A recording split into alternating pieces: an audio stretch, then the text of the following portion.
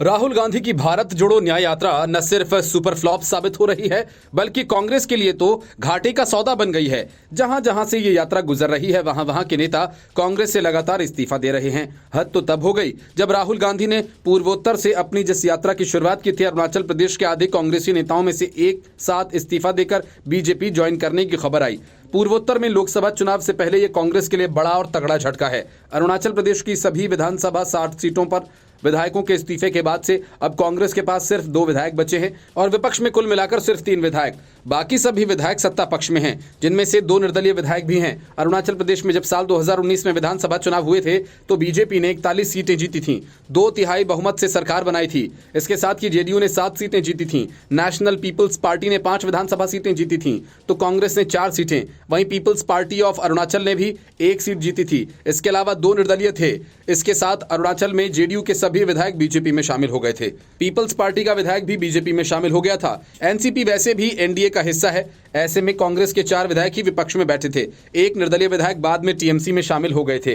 कुल 5 विपक्षी विधायकों वाली अरुणाचल प्रदेश में अब कांग्रेस के ही विधायक बचे हैं, तो टीएमसी का 1, बाकी के 2 निर्दलीय विधायक सरकार को समर्थन दे रहे हैं। और इस तरह से राहुल गांधी ने जिस अरुणाचल प्रदेश में अपनी न्याय यात्रा एक दिन निकाली, उस अरुणाचल प्रदेश में पार्टी के आधे विधायक ही बागी हो गए, वो बीजेपी में शामिल हो गए। अरुणाचल प्रदेश के मुख्यमंत्री पेमा खांडू ने खुद एक्स पर इसकी बात की जानकारी दी। उन्होंने बताया कि कांग्रेस के वरिष्ठ नेता और पूर्व केंद्रीय मंत्री निनोंग एरिंग, जो पासीघाट पश्चिम सीट से कांग्रेस के विधायक हैं, वो अब बीजेपी में आ चुके हैं। इसके साथ ही बोरदुनिया बोगा पानी के कांग्रेस विधायक वांगलिन लोवांगडोंग भी बीजेपी की सदस्यता ग्रहण कर चुके हैं। इस दौरान एनपीपी के विधायक मुच्चू मीठी, जो रोइंग सीट से विधायक हैं, और उनके साथ बसर सीट से विधायक गोकर बसर भी बीजेपी में शामिल हो गए। इस दौरान असम के मंत्री और अरुणाचल प्रदेश में बीजेपी के चुनाव प्रभारी अशोक सिंघल भी मौजूद रहे।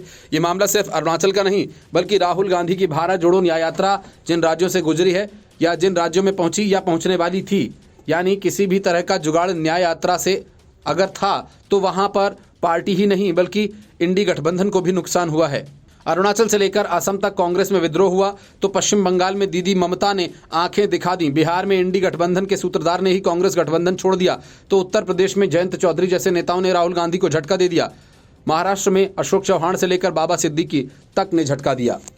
Bureau report, news of India.